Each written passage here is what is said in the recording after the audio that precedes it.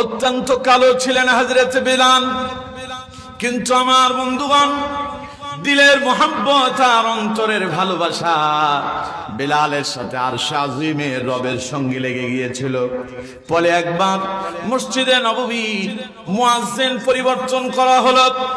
হযরত বিলাল আশহাদু আন্না মুহাম্মাদুর রাসূলুল্লাহ এবং আশহাদু আল্লা ইলাহা ইল্লাল্লাহ এই দুইটা বাক্য স্পষ্ট ভাষায় বলতে পারতেন না।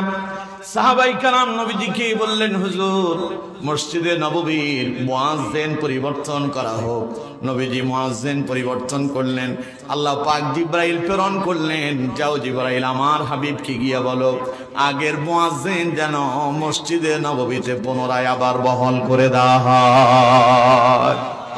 তার নাম হযরত বিলাল রাদিয়াল্লাহু তাআলা আনহু। খুবই কালো মানুষ ছিলেন। শুধু তাই নয়, বিলাল ছিলেন কালো। নবীজি যখন মেরাজে গিয়েছেন, বিশ্বনবী জান্নাত ভ্রমণ করলেন, জাহান্নাম ভ্রমণ করলেন। নবীজি যখন জান্নাত ভ্রমণ করতেছেন, সাথে সঙ্গী হিসাবে আছে হযরত জিবরাইল।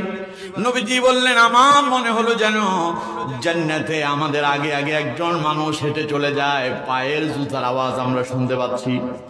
আমি জিবরাইলকে প্রশ্ন করলাম, ভাই জিবরাইল, জান্নাতে আমি আর তুমি ছাড়া তো আর কেউ নাই, কিন্তু তৃতীয় আরেকজন ব্যক্তির পায়ের জুতার আওয়াজ শুনতে পাই, লোকটাকে? হযরত জিবরাইল বললেন, ইয়া রাসূলুল্লাহ সাল্লাল্লাহু আলাইহি সাল্লাম, জান্নাতে আপনি যার পায়ের আওয়াজ শুনতে পাচ্ছেন তিনি আর কেউ নন, তিনি আপনার সেই কালো সাহাবী হযরত বিলাল রাদিয়াল্লাহু তাআলা আনহু। চিল্লায়ে পড়েন সুবহানাল্লাহ। নবী এলেন একদিন মসজিদে নববীতে ফজরের পূর্বে। বুখারীর হাদিস কিন্তু এটা। রাসূল করিম সাল্লাল্লাহু আলাইহি ওয়াসাল্লাম মসজিদে নববীতে নামাজ পড়তে আসলেন ফজরের সময়। বিলালকে দেখে নবীজি ডাক দিলেন, ইয়া বিলাল তাল, বিলাল এদিকে আসো। বিলাল এলেন রাসূলুল্লাহর কাছে। নবীজি বললেন, বিলাল তোমার একটা প্রশ্ন করব, সঠিক জবাব দেবে। হযরত বিলাল বললেন, হুজুর আপনি বলেন, কেন জবাব দেব না?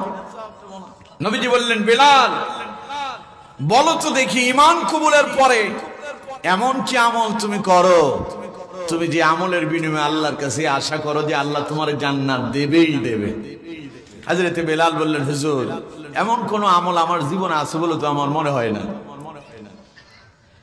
নবীজি বললেন, বিলাল খুব ভালোভাবে চিন্তা করে বলো। হযরত বিলাল বললেন, হুজুর আমি প্রতিদিন একটা আমল নিয়মিত করে, জানি না ওই আমলটা আল্লাহর দরবারে কবুল হয় কিনা। আমি যখনই ওযু করি সঙ্গে সঙ্গে 2 রাকাত নামাজ আদায় করি, তাহিয়াতুল ওযু 2 রাকাত নামাজ আদায় করি। আল্লাহ নবী বললেন, বিলাল তুমি জানো না তোমার ওই 2 রাকাত নামাজ দয়াময় আল্লাহর কাছে কেমন কবুল হয়েছে? তুমি থাকো দুনিয়ায়, আমি তখন জান্নাতে, তোমার পায়ের আওয়াজ আমি জান্নাতে শুনতে পাই। তোমার ওই 2 রাকাতের নামাজের বিনিময় আল্লাহ তোমার মর্যাদা কত বাড়ায়া দিলে। খুব সুন্দর ছিল না? হ্যাঁ, কালো, অত্যন্ত কালো, কিন্তু দিলের মোহাব্বত অন্তরের ভালোবাসা কার সাথে ছিল? কালো বলে মন খারাপ করার কিছু নাই। আরেকজন নাম হলো হযরত মাহজা ইবনে সালেহ রাদিয়াল্লাহু তাআলা আনহু, যিনি বদরের যুদ্ধে বলা হয় সর্বপ্রথম যিনি শাহাদাত বরণ করেছেন। আমার বন্ধুগণ, সে মাহজা রাদিয়াল্লাহু তাআলা আনহু ছিলেন গোলাম, তাকে আজাদ করেছেন হযরত ওমর ইবনুল খাত্তাব রাদিয়াল্লাহু তাআলা আনহু। তিনি যেই দিন বদরের যুদ্ধে ঝাঁপিয়ে পড়েছিলেন, তিনি তখন যুদ্ধের ময়দানে ঝাঁপিয়ে পড়ার পূর্ব মুহূর্তে বললেন, আনা মাহজা ওয়া ইলা রাব্বিল আরজা, আমি হলাম মাহজা, আমি আমার রবের দিকেই ধাবিত হলাম। পড়েন সুবহানাল্লাহ। জিহাদ করতে করতে সবার আগে শাহাদাত বরণ করলেন এবং বদরের প্রান্তরে মুসলমানরা বিজয় লাভ করলো। সুবহানাল্লাহ। তাহলে ওই প্রথম বদরের প্রান্তরে শাহাদাত বরণকারী সাহাবীটা সাদা ছিল না কালো ছিল? কিন্তু দিলের ভালোবাসা, অন্তরের মোহাব্বত অনেক ভালো। আল্লাহর কাছে এত মঞ্জুর হয়েছে, শাহাদাতের চিন্তা ভাবনা কার না অন্তরে থাকে।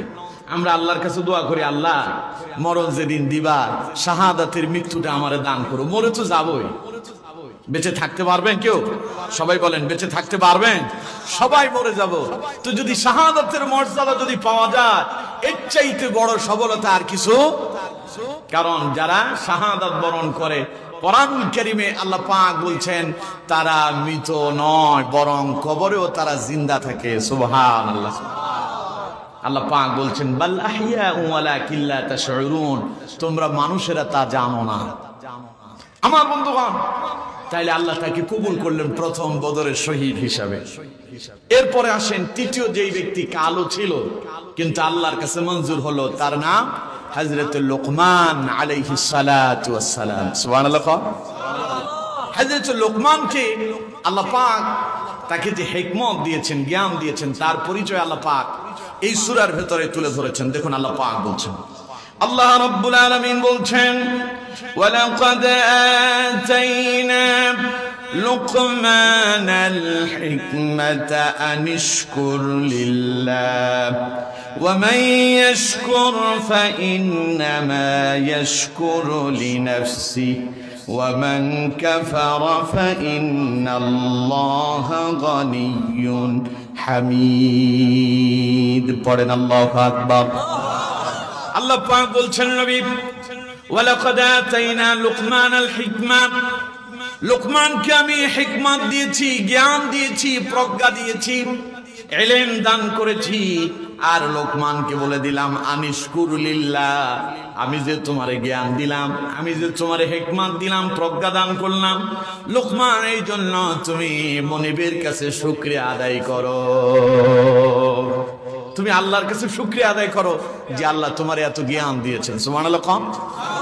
এখন আপনারা বলবেন হুজুর লোকমানের জ্ঞান কেমন ছিল তা কি আমরা জানি? আমার বন্ধুগণ, হযরত লোকমানের ছোট্ট একটা জ্ঞানের কথা বলি। তাফসীর ইবনে কাসিরের ভেতরে এসেছে হযরত লোকমানকে আল্লাহ রাব্বুল আলামিন দুইটা ব্যাপারে তার ইচ্ছাধীন করে দিয়েছেন। আল্লাহ লোকমানকে বলেছেন, লোকমান আমি তোমার জন্য দুইটা জিনিস বরাদ্দ করেছি, তুমি যদি চাও তাহলে তুমি নবী হতে পারো, আর যদি চাও তুমি ওলিও হতে পারো। এখন তুমি কোনটা নিবে?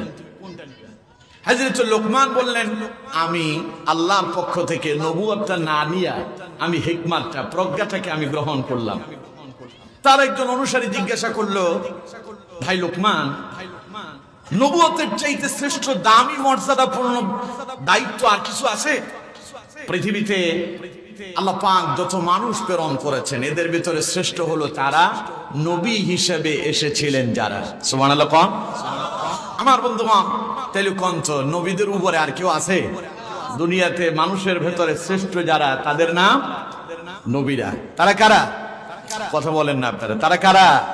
নবীরা। আমার বন্ধুগণ, হযরত লোকমানকে প্রশ্ন করা হলো, আপনি নবুয়ত না নিয়ে হিকমত নিলেন, এর কারণ কি?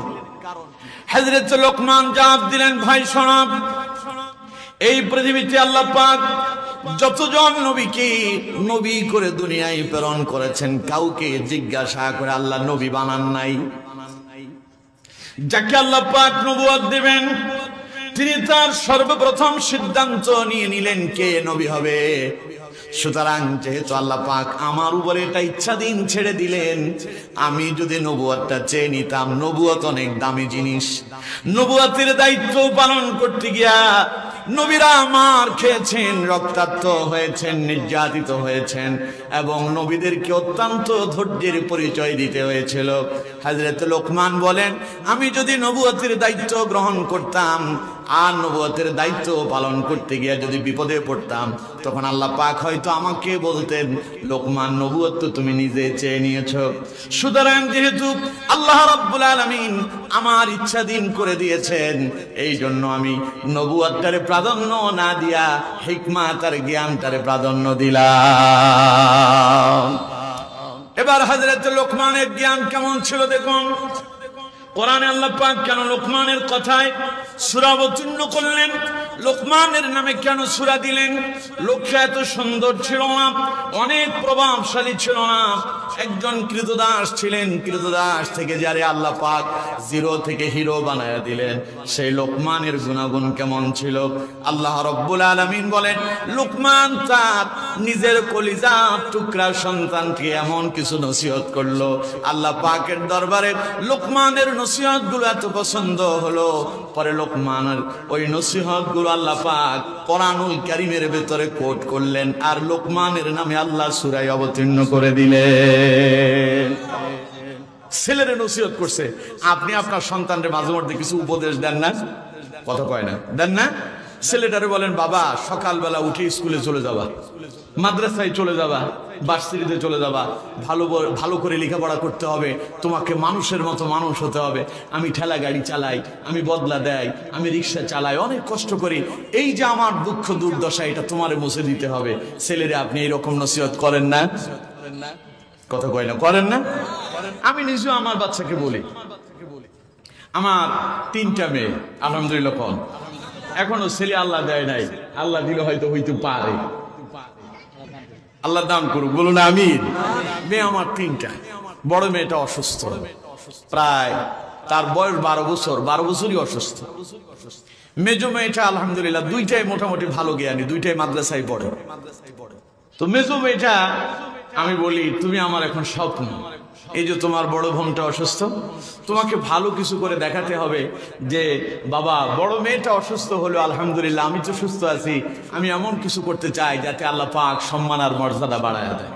আলহামদুলিল্লাহ পাক। তো মাঝে মধ্যে তারা উৎসাহিত করি। কিছুদিন আগে সে মাদ্রাসায় একটা প্রতিযোগিতা হলো, প্রতিযোগিতায় দিয়ে সে প্রথম স্থান অধিকার করছে। আয়শা আমার বলতেছে, আব্বু এখন সার্টিফিকেট নিয়ে আসছে, এই দেখেন এটা আমার সার্টিফিকেট, আমার এটা মাদ্রাসা থেকে দিছে। আমি দেখি যে ওর লেখা আছে ও প্রথম স্থান অধিকার করছে হাদিসে। আমি বললাম যে আলহামদুলিল্লাহ, আল্লাহ তোমার দুনিয়া এবং আখিরাতে এইভাবে সম্মানিত করুক, বলুন আমিন। এইভাবে আমরা আমাদের সন্তানদেরকে নসিহত করি যে বাবা তুমি যদি ভালো রেজাল্ট করতে পারো তোমার এই দিব সেই দেব, তুমি যদি ভালো কিছু করতে পারো তোমার এই দিব সেই দেব, এগুলো বলে আমরা উপদেশ দেই। কিন্তু আমার বন্ধুগণ, আমাদের উপদেশগুলো অনেক ক্ষেত্রে পালনীয় হয়, আবার অনেক ক্ষেত্রে পালন হয় না। কিন্তু হযরত লোকমান তার সন্তানকে এমন কিছু উপদেশ দিলেন যেগুলো খালি সন্তানের পছন্দ নয়, বরং আল্লাহর কাছেই পছন্দ হয়েছে বিদায় কোরআনুল কারীমে আল্লাহ পাক সেই কথাগুলো কোট করেছেন। আর পরবর্তী সর্বশেষ নবী মুহাম্মদুর রাসূলুল্লাহ সাল্লাল্লাহু আলাইহি ওয়াসাল্লামের উম্মতের জন্য আল্লাহ পাক এই কথাগুলোকে কোরআনুল কারীমে তুলে ধরেছেন। পড়েন সুবহানাল্লাহ। হযরত লোকমান তার সন্তানকে 10টা নসিহত করেছেন। কয়টা? সবাই বলেন কয়টা? মনোযোগ আমার দিকে আছে? এই ছেলেরা, এই ওইটা হবে না, সামনে আসো, সামনে আগে আসো তোমরা। এই যে তোমরা নসিহত শুনতেছো না, নসিহতের উপর ওয়াজ করতেছি। আমার বন্ধুগণ, আমাদের মাহফিলগুলোতে হাজার হাজার শ্রোতা থাকে নাকি? আলহামদুলিল্লাহ, আমরা তাকালে বলতে পারি আমার কোন শ্রোতাটা আমার দিকে মনোযোগ আকর্ষণ করতেছে, কার আকর্ষণ আছে কার নাই, ওটা তাকালে আলহামদুলিল্লাহ বলা যায়। আলহামদুলিল্লাহ পড়ে। আমার বন্ধুগণ, হযরত লোকমান তার সন্তানকে নসিহত করলেন কয়টা? 10টা। সবাই বলতে হবে কয়টা? প্রথম 1 নাম্বার নসিহত দেখুন আল্লাহ পাক বলছেন, আল্লাহ রাব্বুল আলামিন বলছেন, وَإِذْ قَالَ لُقْمَانُ لِابْنِهِ وَهُوَ يَعِظُهُ يَا بُنَيَّ لَا تُشْرِكْ بِاللَّهِ إِنَّ الشِّرْكَ لَظُلْمٌ عَظِيمٌ। আল্লাহ পাক বলছেন, وَإِذْ قَالَ لُقْمَانُ لِابْنِهِ وَهُوَ يَعِظُهُ। নবী স্মরণ করুন লোকমানের কথা, যিনি তার সন্তানকে উপদেশ দিতে গিয়া বললেন, ইয়া বুনাইয়া, হে আমার কলিজার টুকরা সন্তান। এখানে ওলামায়ে কেরাম আছেন, ইবনে শব্দের অর্থ সন্তান, বুনাইয়া শব্দের অর্থ সন্তান। কিন্তু আমার বন্ধুগণ, 2টা শব্দের ভেতরে অনেক ব্যবধান আছে। ইবনে শব্দের অর্থ হলো শুধু সন্তান, আর বুনাইয়া শব্দের অর্থ হচ্ছে কলিজার টুকরা সন্তান। সুবহানাল্লাহ বলেন না? মাঝে মধ্যে আমরা আমাদের সন্তানদেরকে আদর করে মায়া করে ডাকি, আব্বু ময়না পাখি, টিয়া পাখি। আসলে ও কি ময়না পাখি? কথা বল না কেন? ও কি ময়না পাখি? ও টিয়া পাখি? আমরা ডাকি কলিজা, তারপরে মানিক, সোনামণি, এগুলো বলি না? আসলে সে কি সোনামণি? সে কি টিয়া পাখি? ময়না পাখি? সে কি কলিজা? না, এগুলো হৃদয়ের ভালোবাসা, ঠিক কিনা? ইয়া বুনাইয়া, এটা হলো হৃদয়ের ভালোবাসার ডাক, মোহাব্বতের ডাক। তার মানে হযরত লোকমান তার সন্তানকে আদর করে, স্নেহ করে, মোহাব্বত করে ডেকেছেন। নসিহত করার সিস্টেমই হলো ডাকটা হতে হবে আদরের সাথে। কিসের সাথে? গন্ত মনে করেন আপনি আপনার ছেলেকে এখন বুঝাবেন, নসিহত করবেন আর কি। আপনি ছেলের বললেন, এ আব্দুল্লাহ এদিকে, ও বুঝবে যে মনে হয় যে আমার এখন পিটুনি দিবে, কারণ বাপের মেজাজ খারাপ হয়েছে, ডাকের আওয়াজেই বোঝা যাচ্ছে যে ঘটনা তেমন ভালো না। আর আপনি ডাক দিলেন, ছেলেটার নাম আব্দুল্লাহ, আপনি আব্দুল্লাহ না বলে বললেন, আমার আব্বুটা কোথায় গো, আব্বু এদিকে আসো তো। ছেলে বুঝতে পারবে যে আব্বা এখন আদরের জন্য ডাকতেছে। সুবহানাল্লাহ বললেন না? আল্লাহ শিখাইয়া দিচ্ছেন নসিহত কেমনে করবেন, সন্তানকে কেমনে বোঝাবেন। হযরত লোকমান সন্তানকে ডাক দিলেন আদর দিয়া, স্নেহ মায়া দিয়া, সন্তানটারে ডেকে বললেন, ইয়া বুনাইয়া, ও আমার কলিজার টুকরা সন্তান, আব্বু এদিকে আসো, শোনো সোনামণি, আব্বু তোমারে কিছু কথা বলবো, আব্বুর কথাগুলো শোনো। হযরত লোকমান প্রথম নসিহত করলেন, আমার বাবা শোনো, লা তুশরিক বিল্লাহ, আব্বু খবরদার আল্লাহর সঙ্গে শিরিক করো না। সুবহানাল্লাহ কইলেন না? আমরা প্রথমে ছেলেদেরকে তাওহীদ শিখাই না। আমার দেশে দেখবেন অনেক মায়েরা আছে, এখন তো মোবাইল সবার হাতে হাতে আছে না, পুরুষের কাছেও আছে, মহিলার কাছেও আছে। বাচ্চাদেরকে এখন আর মুক্তবে পাঠানো হয় না, কোরআন শেখানো হয় না। আগে ছোট্টবেলায় শিশুদেরকে প্রথমেই মায়েরা শেখাতো আল্লাহ, লা ইলাহা ইল্লাল্লাহ, আউযু বিল্লাহ, বিসমিল্লাহ, সূরা ফাতিহাটা শিখায় দিত। এখন সন্তানদেরকে শেখানো হয় মোবাইলের ভেতরে থাকা বিভিন্ন গান বাজনা। আছে না নাই? আরো জোরে বলেন, আছে না নাই? তাইলে আপনি কি সন্তানটারে তাওহীদ শেখালেন না তাগুত শিখালেন? কথা বলেন, তাওহীদ না তাগুত? গান বাজনা, সিনেমা, এগুলো হলো শয়তানের কাম, এগুলো মুমিনের কাজ। আরো জোরে বলেন, এগুলো মুমিনের কাজ। আজ আমরা এই কাজ না করার কারণে আমাদের সন্তানের আমাদের থেকে বিচ্ছিন্ন হয়ে যাচ্ছে। আমাদের সন্তানগুলো ইয়াবাখোর হচ্ছে, মদখোর হচ্ছে, জানাকার হচ্ছে, টিকটকার হচ্ছে। যে সমস্ত ছেলেরা টিকটক করতেছে, চুলে কাঠিন করে, এবং তাদের অবস্থা দেখলে আমার মনে হয় এগুলোর জন্মের পরে এদের কানে আজান দেওয়া হয়েছে কিনা তা আমার সন্দেহ হয়।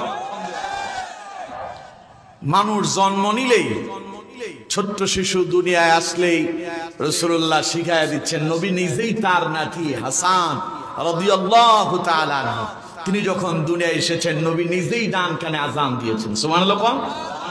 সে আজান এখন আর নাই, আছে? নাই, উঠে গেছে, হসপিটালে হচ্ছে, কোনো খবরই নাই। আমার বন্ধুগণ, সন্তান যখন দুনিয়ায় আগমন করে, একটা রুমের ভেতরে আসি, ওই রুমটা দেখে সে মনে করে বিশাল এক জায়গার ভেতরে আমি এসে গিয়েছি। তখন তারে শোনায় দেন আল্লাহু আকবার বলে, যে দুনিয়ায় তুমি আসছো, তুমি যা দেখতে পাচ্ছ এর চাইতে বড় একজন আছেন, তিনি কে? এই তাকবীরের আওয়াজ যদি তার কানে শোনায় দেওয়া যায়, হতে পারে সে যদি প্রতবষ্ট হয়, ওই তাকবীরের আওয়াজে আবারও একদিন ফিরে আসতে পারে। এজন্য আমার বন্ধুগণ, সন্তানদেরকে দুনিয়ায় আগমন করলেই প্রথমে কানে আজান দিবেন, তাওহীদের বাণী শোনায় দিবেন। পারবেন তো ইনশাআল্লাহ? অনেকে চিন্তা করে আজান দেওয়ার জন্য মনে হয় হুজুর লাগবে। না, হুজুর লাগবে না, যেই পারেন, যিনি আছেন কাছে, তিনি আজান দিয়ে দিবেন। পারবেন না ইনশাআল্লাহ? আল্লাহ আমাদেরকে আমল করার তৌফিক দান করুন, বলুন আমিন। আমার বন্ধুগণ, হযরত লোকমান তার সন্তানকে নসিহত করলেন, আমার আব্বু শোনো, কলিজার টুকরা শোনো, লা তুশরিক বিল্লাহ, খবরদার আল্লাহর সঙ্গে শিরিক করো না। ইন্নাশ শিরকা লাযুলমুন আযীম, কারণ সব চাইতে বড় জুলুম হলো আল্লাহর সঙ্গে শিরিক করা। জুলুম বুঝেন আপনারা? কথা কয় না, জুলুম বুঝেন? মাঝে মধ্যে দোকানপাটে আমার দেশের কিছু লম্পটেরা আছে, এরকম বাকি করে টাকা দেয় না, আছে না নাই? বিগত 16 বছর যারা ছিল, অধিকাংশই ঢাকা বিশ্ববিদ্যালয় সহ বিভিন্ন হলে যারা ক্ষমতার দাপট দেখিয়েছিল, ছাত্রদের উপরে নির্যাতন করেছিল, যাদেরকে বর্তমানে নিষিদ্ধ করে দেওয়া হয়েছে, এই নিষিদ্ধ সংগঠনের এই লোকগুলো বিগত দিনে হল বাণিজ্য করেছিল, এবং কি সেখানে বিভিন্ন জায়গায়, চায়ের দোকানে, হোটেলগুলোতে এত টাকা বাকি করেছে, টাকা তো পরিশোধ করে নাই। যখন তাদের ক্ষমতা গেল, সবগুলো পালায় গেল, ঠিক কিনা? আমার বন্ধুগণ, এই যে মানুষের দোকানে গরিব মানুষ চা বিক্রি করে, হোটেলে ব্যবসা করে, তার অল্প পুঁজি, সে আপনাদের প্রতিদিন বাকি খাওয়ালো, খাওয়াতে খাওয়াতে 5,000 10,000 টাকা জমে গেছে। আপনি তো তার টাকা দিচ্ছেন না, টাকা তো দেয় না, এবং টাকা চাইলে কি বলে, এই খাইছি কি হয়েছে, টাকা দেবো না, একটু অপেক্ষা করে টাকা দিয়ে দেবো। আমি কি বলছি টাকা দেবো না? ও কয়েছে তুমি কবে দিবা, আমার তো দোকান চালাইতে হবে। কয় দেবো, সময় হলে দেবো, এখন আজকে আরো কিছু দাও। যদি না দেয় তো মাইরে একটাও মাটিতে পড়বে না, ঠিক কিনা? দোকানদার যদি একটু ধমক দিয়ে বলে, তো বলে যে তোর কোন বাপ আছে, নিয়ে আয় দেখি তো আমার কি করতে পারে। আছে না নাই? আরো জোরে বলতে হবে, আছে না নাই? এই জাতের কাজ যারা করে ওদেরকে জালেম বলে। ওদেরকে কি বলে? মানুষের অধিকারে হস্তক্ষেপ করে যারা, জালেম হলো তারা। বিগত 16 বছরে ইসলামের উপরে অধিকার হরণ করার জন্য একটা গ্রুপ চেষ্টা করেছিল, কি করে নাই? আরো জোরে বলেন, করছে কি করে নাই? ওরা আলেমদেরকে হক কথা বলতে বাধা দিয়েছে। মসজিদের ইমাম সাহেবরা হক কথা বলার কারণে তাদের চাকরি খেয়ে ফেলেছে, ঠিক কিনা? কোরআনের মঞ্চে আলেমদেরকে হক কথা বলার কারণে কোরআনের মঞ্চ থেকে ধরে জেলখানায় বন্দী করেছিল, ঠিক কিনা? আল্লামা সাঈদীর মতো ব্যক্তি জীবনের 50 বছর আল্লাহর কোরআনের দাওয়াত দেওয়ার কারণে ওই জালেমেরা তারে জেলখানায় বন্দী করে 13টা বছর কষ্ট নিয়ে দুনিয়া থেকে বিদায় করে দিয়েছিল, ঠিক কিনা? এদের নাম জালেম। এদের নাম কি? এরা হলো জুলুমবাজ। এরা কি? যাদের উপরে করা হয়েছে তারা হলো মাজলুম। তারা কি? আমাদের আমির হামজাকে গ্রেফতার করা হয়েছিল, ওর কাছে কোনো অস্ত্র পাওয়া গেছে? গোলা বারুদ, কামান, এখন ফটকা পাওয়া গেছে নাকি? আমাদের মামুনুল হককে গ্রেফতার করলো। মামুনুল হকের অপরাধ কি? ওই যে ভাস্কর্য তৈরি করছিল, স্মরণ আছে আপনাদের? ওই ভাস্কর্যের বিরুদ্ধে কথা বলেছিলেন মামুনুল হক, সোচ্চার ছিলেন তিনি। এই দেশে মূর্তি স্থাপন করতে দেওয়া যাবে না, এই অপরাধে তাকে ধরে মিথ্যা মামলা দিয়া, তার স্ত্রীকে দিয়া মামলা দিয়ে তাকে জেলখানায় বন্দী করে রেখেছিল, ঠিক কিনা? আমার বন্ধুগণ, সেই মামুনুল হক আবারও ফিরে এসেছেন, পড়েন আলহামদুলিল্লাহ। ইতিহাস সাক্ষী, পৃথিবীতে যারাই জুলুম করেছে তারা কখনো টিকে থাকতে পারেনি। বাংলাদেশে আমরা দেখেছি আলেমদের বিরুদ্ধে যারা জুলুম নির্যাতন করেছিল ওরাও টিকতে পারেনি। আগামী কেউ যদি জুলুম করতে চায় ওরাও টিকতে পারবে না, ঠিক কিনা? এই ঘোষণা কার? আরো জোরে বলেন। তাহলে মানুষের অধিকারের উপরে হস্তক্ষেপ করে যারা, জুলুমবাজ তারা। মনে থাকবে কথা কয়, মনে থাকবে। আপনার একজনের কিছু ক্ষমতা আছে আর কি, বাড়ির সামনে দিয়া তিনি ঘর তৈরি করবেন, ওয়াল টেনে দিয়েছেন, রাস্তা বন্ধ করে। তার জায়গা আছে, এক হাত জায়গা তার রাস্তার ভেতরে করছে, উনি এখানে রাস্তার উপরে বিল্ডিং করে ফেলবেন, কিন্তু পুরো রাস্তা যেটা দিয়ে তিনি হাঁটেন ওইটা কিন্তু তার না, খালি নিজেরটাতে দখল করার জন্য বিল্ডিং তৈরি করলেন। আপনি যেটা দিয়ে হাইটে আসেন ওইটা কার?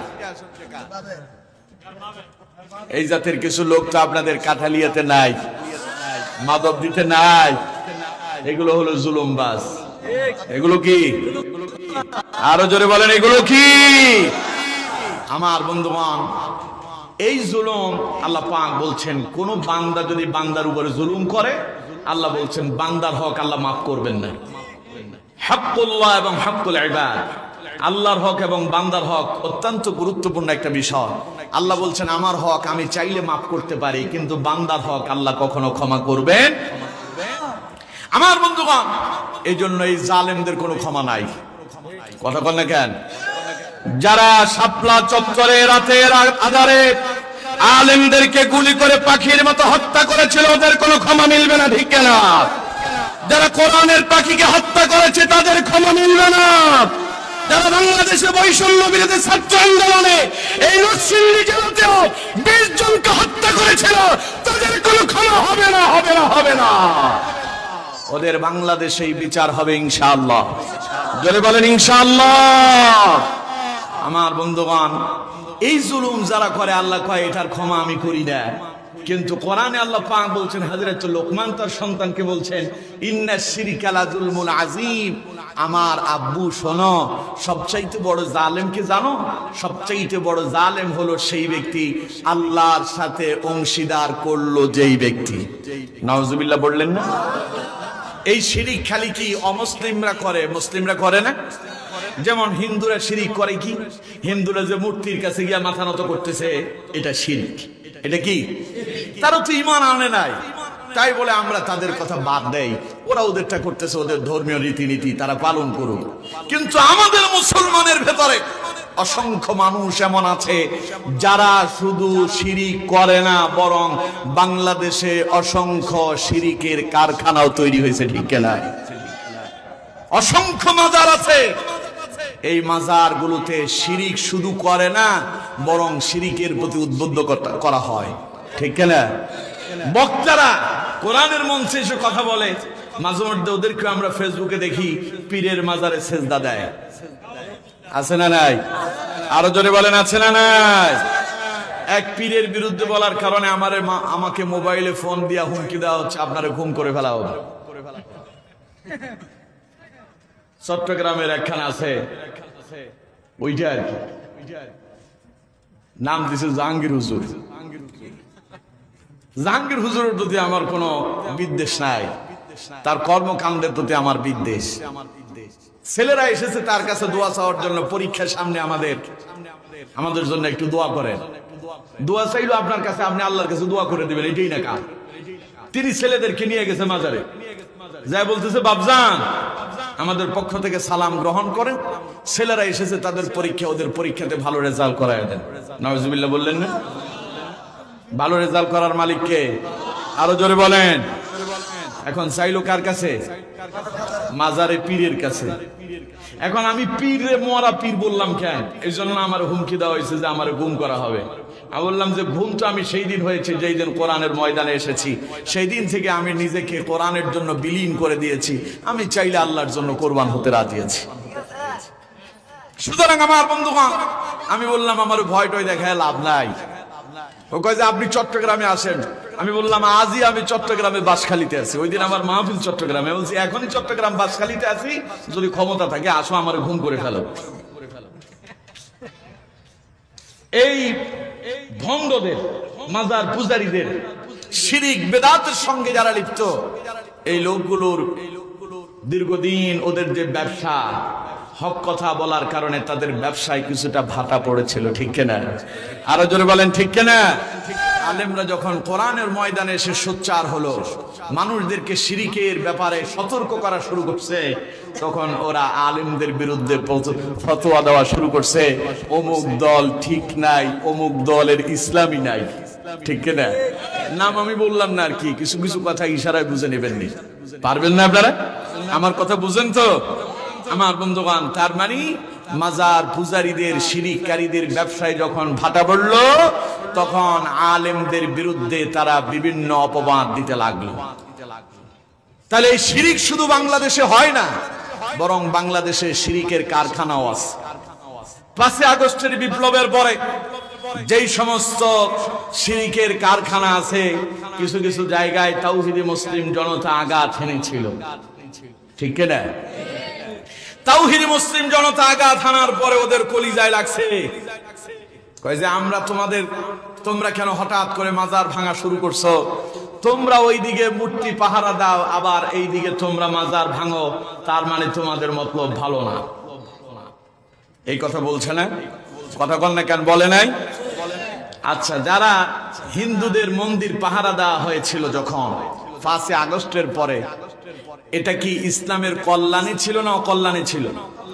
সবাই বলতে হবে কল্যাণে না অকল্যাণে। কারণ তখন স্বৈরাচারেরা বিভিন্ন জায়গায় বসে ষড়যন্ত্র করছিল যে হিন্দুদের মন্দিরে আঘাত করবে, বাড়িঘরে জ্বালাও পোড়াও করবে, পরে মুসলমান এবং হিন্দুদের ভেতরে একটা দাঙ্গা সৃষ্টি হবে, এটাকে পুঁজি করে তারা আবার দেশ দখল করবে। তখন এই দেশের তাওহীদে মুসলিম জনতা, আলেমেরা, মাদ্রাসার ছাত্ররা নেমে এসেছে, ইসলামী আন্দোলনের কর্মীরা নেমে এসেছে। ওরা বলেছে এই দেশে হিন্দুদের মন্দিরে আঘাত করে তোমরা হিন্দু মুসলমানদের বিরুদ্ধে মুসলমানদের সাথে দাঙ্গা সৃষ্টি করতে চাও, ওটা বাংলাদেশে হবে না। ওটা ইসলামের কল্যাণে ছিল, এই জন্য মুসলমানরা তাদের মন্দির পাহারা দিয়েছে। ঠিক কিনা? পরে যখন হিন্দুদের পূজার সময় বলা হলো মাদ্রাসার ছাত্ররা মন্দির পাহারা দেবে, তখন ছাত্ররা কি বলেছিল? এটা আমাদের কাজ না, তাদের পূজা মণ্ডপে তারা কাজ করবে, ওরা শিরিক করবে, সেখানে আমরা পাহারা দেব, ওটা হবে না। ওই সময় ছিল অবস্থার আলোকে। এখন যদি আমাদের উপরে চাপায় দেওয়া হয়, সেই দায়িত্ব আমরা নেব না। সুতরাং যারা মাজারে শিরিক করার জন্য ওইটাকে টেনে এনে এটার সাথে লাগাতে চাও, আমরা বুঝতে পেরেছি তোমাদের মতলব ভালো না। তোমরা এই দেশে শিরিক চালাতে চাও, এই জন্য তোমরা এই সমস্ত পায়তারা করছো। এই দেশের তাওহীদি মুসলিম জনতা বেঁচে থাকতে বাংলাদেশে শিরিকের আখড়া করতে দেওয়া হবে না, হবে না, হবে না। আমার বন্ধুগণ, শিরিকের এই দেশে আস্তানা যেগুলো আছে, এই আস্তানাগুলোকে আমরা বলবো সময় থাকতে আপনারা সচেতন হন, না হলে মুসলিম তাওহীদি জনতা আপনাদেরকে ছাড় দেবে। জোরে বলেন, ছাড় দেবে। এর জন্য আমার বন্ধুগণ, এই দেশে শুধু শিরিক হয় না, শিরিকের জন্ম দেওয়া হয়। একটা মানুষ বিবাহ করছে, 4-5 বছর হয়ে গেছে, সন্তান হয় না। সন্তান দেওয়ার মালিক কে? আরো জোরে বলেন। 4-5 বছর হয়েছে, সন্তান হয় নাই, ডাক্তার দেখালো, কাম হচ্ছে না। শেষে তার প্রতিবেশী কিছু লোকজন বলতেছে, অমুক পীরের দরবারে চলে যাও, অমুকে গেছে, তার একটা ছেলে হয়েছে, তুমি যাও, তোমারও একখান হইতে পারে। আছে না নাই? পীর কি সন্তান দিতে পারে? সন্তান দেওয়ার মালিক কে? আরো জোরে বলেন। হযরত ইব্রাহিম আলাইহিস সালামের নাম শুনছেন? পীর না নবী? আরো জোরে বলেন, পীর না নবী? কোন জাতের নবী? জাতির পিতা। সুবহানাল্লাহ কইলেন না? এই দেশে তো জাতির পিতা কত লোকের বানানো হলো। এই জাতির পিতা নিয়ে আলোচনা করে কয়েকজন ইমামের চাকরি ওই দেশে গেল। আমি যে মসজিদে খুতবা দিতাম আগে, বহু আগে, ওইখানে 6 বছর আগে ওই মসজিদে খুতবা দিয়েছি। তো আমার পাশের মসজিদে ইমাম সাহেব, তিনি জুমার খুতবা দিতে গিয়ে কোরবানের সময় আলোচনা করতে গিয়ে, কোরবান তো হচ্ছে ইব্রাহিম আলাইহিস সালামের সুন্নাত, তো তিনি এই কথাগুলো আলোচনা করতে গিয়ে জাতির পিতা ইব্রাহিম আলাইহিস সালাম বলছেন। নামাজ শেষে ওরা 2টা মোটরসাইকেল নিয়ে আমার কাছে এসে হাজির। প্রথমে আমার ফোন দিল, হুজুর আপনি কোথায়? আমি বললাম যে আছি এখনো মসজিদে। একটু বসেন, আপনার সাথে কিছু কথা আছে। আসছে, আয়েশা বলল যে হুজুর, ইব্রাহিম আলাইহিস সালাম জাতির পিতা কোরআনে কয়বার আছে? আমি বললাম যে কেন? কয় না, আপনি বলতে হবে। তো আমি বললাম যে কোরআনুল কারীম খুলেন না, সূরা হজ্জের শেষের দিকে আল্লাহ পাক ইব্রাহিম আলাইহিস সালামকে জাতির পিতা বলেছেন। হুজুর কয়বার? আমি বলছি যে একবার বলছি আর কি। আমাদের ইমাম সাহেব আজকে 20 বার বলছেন জাতির পিতা ইব্রাহিম। কয়বার বলছে? তাই বললাম যে 20 বার বলছে জাতির পিতা ইব্রাহিম, এটা বললে অসুবিধা কই? কয় না, উদ্দেশ্য কিন্তু এটা ছিল না। উদ্দেশ্য হচ্ছে তিনি আমাদেরকে উদ্দেশ্য করে বলেছেন। আল্লাহ যে তুই জাতির পিতা ইব্রাহিম আপনি মানেন না? কয় মানি। বলছে খালি একবার মানেন নাকি? এবার আর কথা কয় না। আমি বললাম যে আপনারা যখন বিভিন্ন জায়গায় সমাবেশে যান, আপনাদের সব আলোচকেরাই, অতিথিরাই বক্তব্য দিতে গিয়া বক্তব্যের শেষে জাতির পিতা জিন্দাবাদ বলে স্লোগান দেয়। সেখানে তো প্রতিবাদ হলো না। আল্লাহর কোরআনে আল্লাহ ইব্রাহিমকে জাতির পিতা বলেছেন, এখানে আপনার কলিজায় লেগেছে, বুঝতে হবে আপনার ইমানের ভেতরে ঘুরে ধরেছে। ঠিক কিনা? আপনি ঠিক হয়ে যান, ইমামের বিরুদ্ধে আমার কাছে অভিযোগ নিয়ে আসবেন না। আমার বন্ধুগণ, সেই ইব্রাহিম আলাইহিস সালাম তিনি মুসলিম জাতির। আল্লাহ কোরআনুল কারীমে বলছেন, মিল্লাতা আবিকুম ইব্রাহিম হুয়া সাম্মাকুমুল মুসলিমিন। সুবহানাল্লাহ। আল্লাহ পাক বলছেন ইব্রাহিম হচ্ছেন মুসলিম মিল্লাতের জাতির পিতা, আর তিনি মুসলমানদের নাম রেখেছেন মুসলমান। সুবহানাল্লাহ। সুতরাং আমার বন্ধুগণ, সেই ইব্রাহিম আলাইহিস সালাম বিবাহ করলেন, সন্তান হচ্ছে না। 80 বছর হয়ে গেছে। কত বছর? কম কথা? হ্যাঁ, ছোটখাটো কথা। আপনি বিয়ে করছেন 2 বছর 3 বছর, সন্তান হয় না, আপনি গেছেন পীরের কাছে। ইব্রাহিম আলাইহিস সালাম বিবাহ করছে 80 বছর, কোনো সন্তানই হইতেছে না। ইব্রাহিম আলাইহিস সালাম তিনি নবী। পীর বড় না নবী বড়? সবাই বলেন পীর বড় না নবী বড়?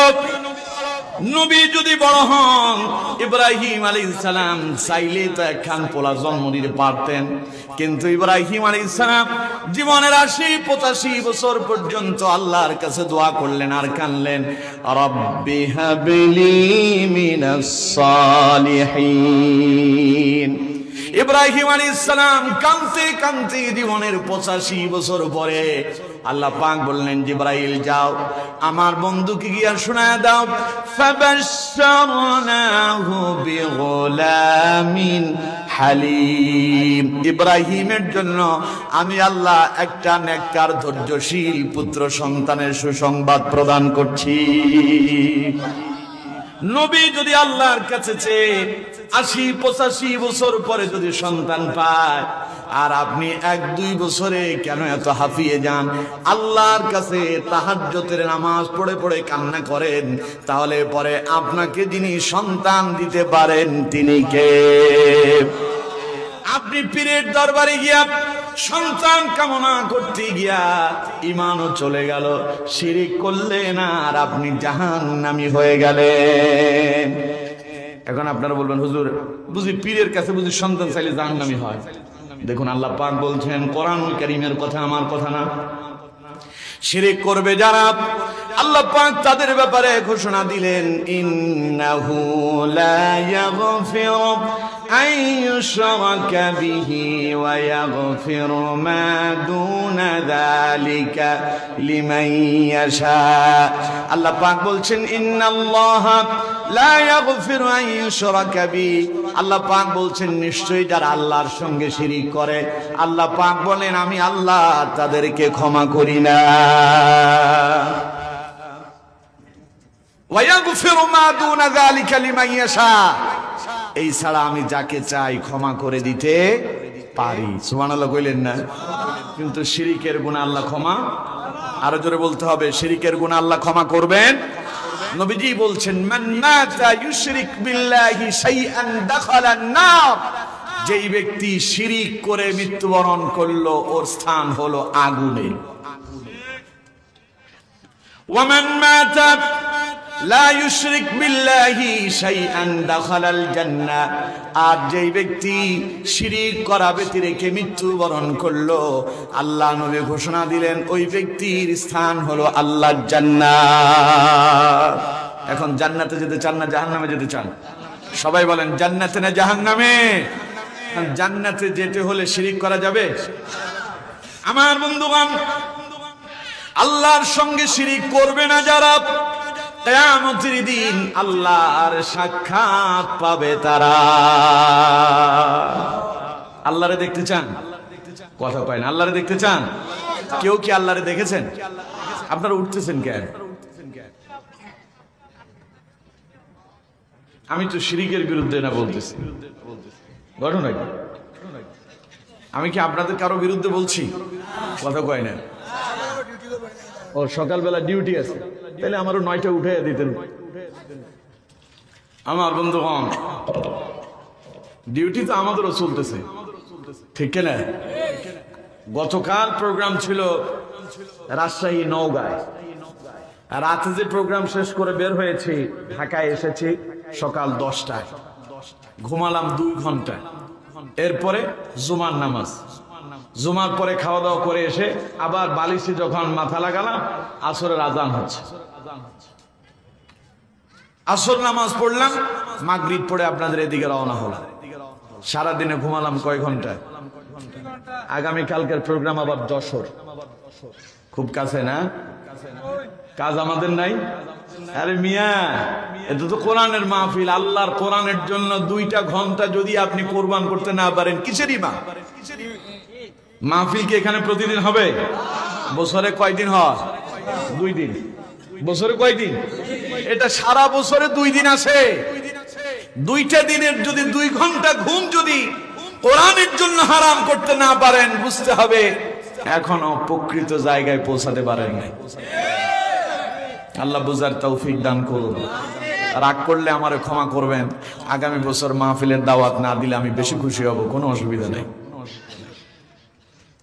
আমার বন্ধুগণ, কোরআনের কথা বললে কে রাগ করলো আর কে খুশি হইলো তা দেখার বিষয় নয়। আমি তো দেখলাম, আমি গত বছর আপনাদের এখানে এসেছিলাম কাঠালিয়াতে, এটা হাফিজি মাদ্রাসা। ওই একটা করার পরে এখানে আরো 3টা করছি, আরো 2টা মাহফিল এখনো আছে সামনে। একটা হলো 27 তারিখ, না 28 তারিখ আমি থাকবো 2 দিন ব্যাপী, 28 এবং 29 কাঠালিয়াতে। আরেকটা হলো মাধবদীতে। তো সুতরাং আমি তো চাই যে আপনারা কষ্ট পাইয়া দাওয়াত আর না দেন, কড়া কথা বলি, আপনারা দাওয়াত দিয়ে নেন, আপনারা আরো দাওয়াত চায়।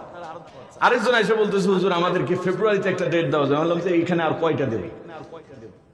তো সুতরাং রাগ করলেও বোঝা যায় কিছু মানুষ খুশিও হয়, ঠিক না? কোরআনের কথায় সন্তুষ্ট যারা, তাদের প্রতি সন্তুষ্ট যিনি হয়ে যান তিনি কে? এর জন্য আমার বন্ধুগণ রাগ করবেন না। যাদের গায়ে লাগতেছে বুঝতে হবে আপনার অসুস্থতা আছে, ওষুধে কাজ করতেছে। দ্রুত যদি একটু যদি ধৈর্য ধরে সহ্য করতে পারেন, ইনশাআল্লাহ সুস্থ হওয়ার সম্ভাবনা আছে। মনে করেন একজন লোক আপনাদের এই রাস্তা দিয়ে মোটরসাইকেল চালায় মাধবদী যাচ্ছে, 2500 থেকে কোথায় মাধবদী, খুব দ্রুত বেগে যাচ্ছে। পথে গাড়ি অ্যাক্সিডেন্ট করছে মোটরসাইকেল, এইদিকে পায়ের চামড়া উঠে গেছে, হাতের চামড়া উঠে গেছে। এখন তারে ডাক্তারখানায় নিয়ে যাওয়া হলো, হসপিটালে নিয়ে যাওয়া হলো। কি লাগানো হবে? আগে দেওয়া হবে হ্যাক্সিসন, ওইটা দিলে তো কি যে জ্বালা পোড়া হবে। এরপরে লাগানো হবে কি? বায়োডিন। দুইটাই খুব জ্বলে। এই জ্বলা যদি সহ্য করতে পারে দ্রুত ঘা শুকিয়ে যাবে। আর যদি সহ্য করতে না পারে ও বলবে যে না না না আমি এটা লাগাবো না, 2-4 দিন পরে পছন্দ করবে, হাত কেটে ফেলে দিতে হবে, ঠিক কিনা? কোরআনের কথা যদি কারো কলিজায় গিয়ে আঘাত করে বুঝতে হবে ওষুধ জায়গা মতো পড়েছে। ধৈর্য ধরে সহ্য করে যদি গিলে খেতে পারেন, ওয়াল্লাহি আপনি দ্রুত সুস্থ হবেন। আর কোরআনের কথায় গায়ে লেগে যাওয়ার পরে উঠে যদি চলে যান, ওই যে আপনার ওই জায়গায় ক্ষতস্থান, সঠিক সময় আপনাকে ট্রিটমেন্ট না নেওয়ার কারণে যেমন পছন্দ ধরতে পারে, কোরআনের হক কথা ধৈর্য ধরে না শোনার কারণে একটা পর্যায়ে মুনাফিক হয়ে মৃত্যুবরণ করতে হতে পারে, ঠিক কিনা? এজন্য কোরআনের কথা শুনতে হবে ধৈর্যের সাথে। পারবো তো ইনশাআল্লাহ? কষ্ট হলেও শুনবেন, কাজে লাগবে ইনশাআল্লাহ। আমার বন্ধুগণ, তাহলে বলছিলাম আল্লাহর সাথে সাক্ষাৎ পেতে চান? কথা কয় না, পেতে চান? আল্লাহরে কেউ দেখছেন? দেখি তো কারা কারা দেখছেন, হাত তুলে। আল্লাহরে দেখছেন? একজনে দেখেন নাই, দেখতে চান? সবাই বলেন দেখতে চান? আল্লাহ দেখা দেবে। কোরআনে আল্লাহ পাক বলছে, فمن كان يرجو لقاء ربه فليعمل عملا صالحا ولا يشرك بعبادة ربه أحدا। এই ছেলে, এই তুমি বলো আমি কি বলছিলাম একটু আগে, বলো।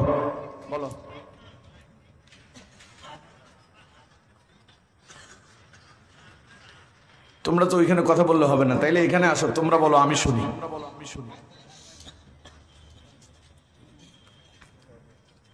এই যে কথা বলছো এখন সবাই তোমারে দেখলো, সম্মান হইল? কয়বার তোমাদেরকে আমি নিষেধ করছি? আমার বন্ধুগণ, এটা কোরআনের মজমা, এটা কোরআনের মাহফিল। আপনারা কথা বললে ব্যাঘাত সৃষ্টি হবে, আর আমার কথাগুলো যদি ব্যাঘাত সৃষ্টি করেন কোরআনের কথা, তাহলে আপনি আল্লাহর কাঠগড়ায় আসামি হয়ে যাবেন। এর জন্য কোরআনের কথা শোনারও একটা পদ্ধতি আল্লাহ শিখিয়ে দিয়েছেন। আমার কথা না আল্লাহর কথা। দেখুন কোরআনে আল্লাহ পাক বলছেন, وَإِذَا قُرِئَ الْقُرْآنُ فَاسْتَمِعُوا لَهُ وَأَنصِتُوا لَعَلَّكُمْ تُرْحَمُونَ। আল্লাহ পাক বলছেন, আমার বান্দারা শোনো, যখন তোমাদের সামনে আল্লাহর কোরআন থেকে আলোচনা করা হবে, কোরআনের কথা বলা হবে, তখন তোমাদের দায়িত্ব হলো চুপ করে মনোযোগ দিয়ে আল্লাহর কোরআনের আলোচনা শোনো। আমরা বলি আল্লাহ, আমরা যদি তোমার কোরআনের আলোচনা চুপ করে মনোযোগ দিয়ে শুনি আমাদের কি লাভ হবে? আল্লাহ রাব্বুল আলামিন বলছেন, ওয়া আসিতু লাআল্লাকুম তুরহামুন। যদি আল্লাহর কোরআনের কথাগুলো চুপ করে মনোযোগ দিয়ে শুনতে পারো, আশা করো আল্লাহ তোমাদের উপরে রহমত আর বরকত অবতীর্ণ করবে। শুধু এটা কোরআন, এটা খামোখা কোনো জিনিস না, ওইটা আপনার বাড়ির বই না, এটা পড়ারও সিস্টেম আছে, শোনারও সিস্টেম আছে। সুবহানাল্লাহ কোন আর কথা বলবা না, এবার যদি কথা বলো তাহলে দাঁড় করাবো, সবাই দেখবে তোমাদেরকে। রাগ করতেছো আমার কথা? একটু মনোযোগ দিয়ে শোনো, কাজে লাগে আমার বন্ধুগণ। তাইলে আল্লাহরে আমরা কেউ দেখি নাই, যে আল্লাহর প্রেমে পাগল হয়ে হযরত মূসা আলাইহিস সালাম তুরে পাহাড়ে আল্লাহর সঙ্গে কথা বলে আল্লাহরে বলতেছে আল্লাহ তোমারে দেখতে চাই।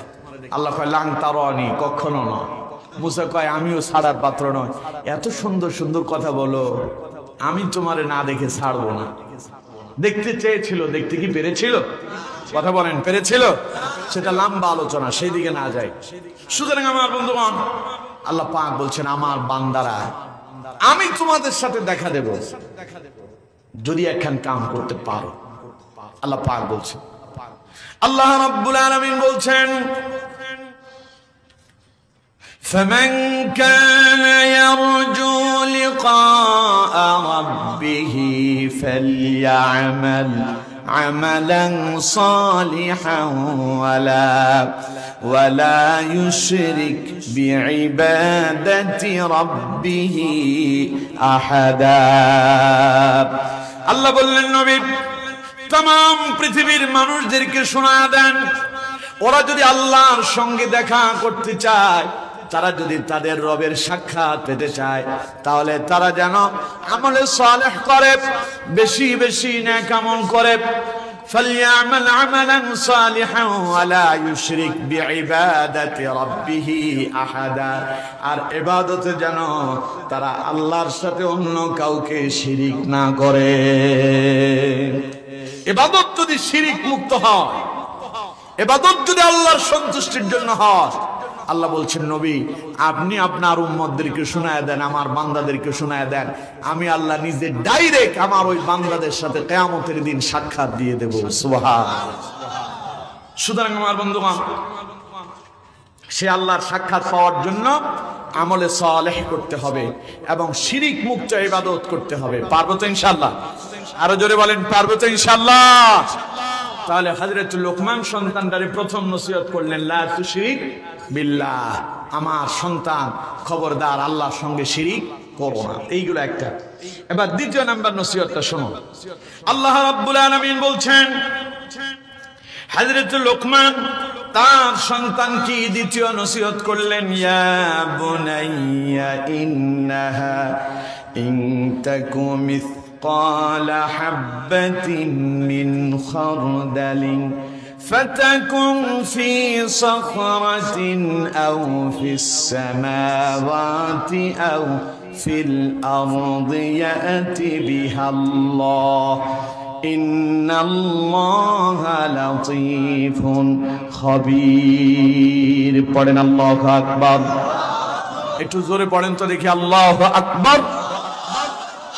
আল্লাহ পাক বলছেন লোকমান এবার তার সন্তানকে দ্বিতীয় নসিহত করলো, ইয়া বুনাইয়া, হে আমার কলিজার টুকরা সন্তান, আব্বু শোনো, ইন্নাহা ইন তাকু মিসকালা হাববাতিন মিন খারদালিন ফাতাকুন ফি সাখরাতিন আও ফিস সামাওয়াতি আও ফিল আরদ। যদি কোনো কিছু সরিষার দানা পরিমাণ হয়, সরিষা চেনেন তো আপনারা? সরিষা চেনেন? কয়েক মন হবে, কয়েক কেজি হবে, 100 টাকা হবে, 1 গ্রাম হবে, পাল্লায় দিলে ওইটা ওজনে আসবে না। ওইটারে মাপার জন্য ওই যে স্বর্ণ আছে না, স্বর্ণ দোকানদার, জুয়েলারিতে নিয়ে যেতে হবে, ওরা যেটাতে মাপে ওইটাতে দিলে এটা কতটুকু ওজন আছে তা জানা যাবে।